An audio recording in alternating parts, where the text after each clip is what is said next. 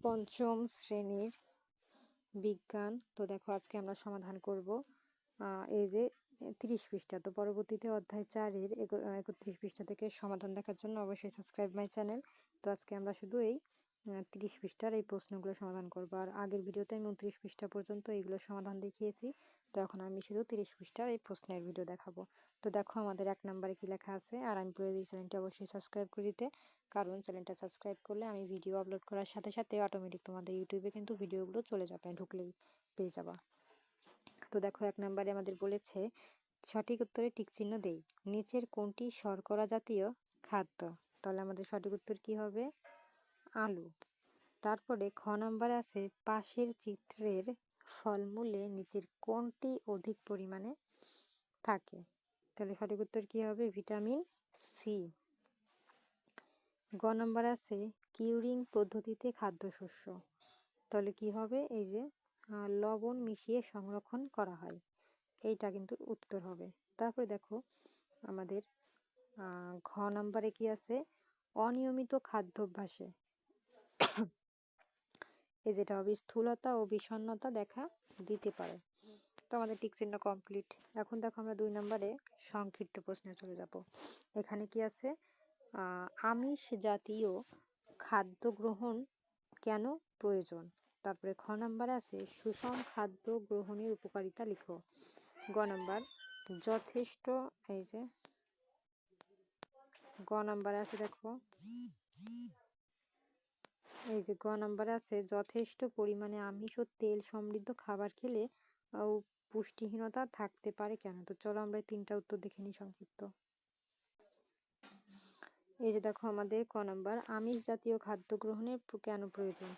উত্তর দেহের গঠন বৃদ্ধি ও সাধারণ ক্ষয়পূরণের জন্য আমিষ জাতীয় খাদ্য গ্রহণ প্রয়োজন। এছাড়া আমিষ শরীরের রোগ প্রতিরোধ ক্ষমতা বৃদ্ধিতে সাহায্য করে। এখন দেখো আমাদের খ নম্বরের প্রশ্নে কি আছে? সুষম খাদ্য গ্রহণের উপকারিতা লিখো। উত্তর সুষম খাদ্য শরীরকে সুস্থ ও সবল রাখে, শরীরের সঠিক বৃদ্ধি ঘটায় এবং রোগের হাত থেকে রক্ষা করে। এটি আমাদের কাজের উদ্যম ও শক্তি যোগায়।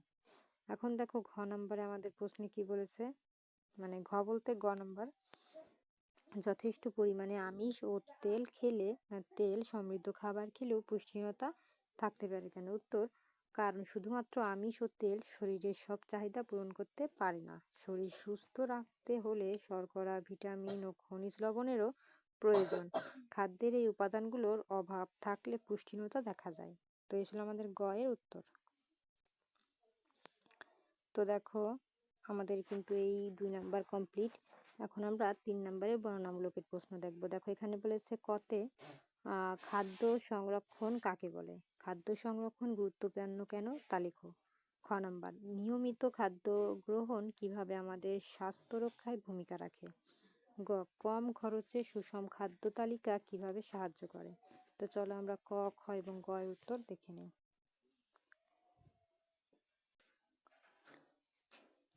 এই যে দেখো আমাদের বর্ণনামূলক প্রশ্ন, খাদ্য সংরক্ষণ কাকে বলে, খাদ্য সংরক্ষণ গুরুত্বপূর্ণ কেন তা লেখো। এই যে দেখো আমাদের প্রশ্ন আর এই যে উত্তর।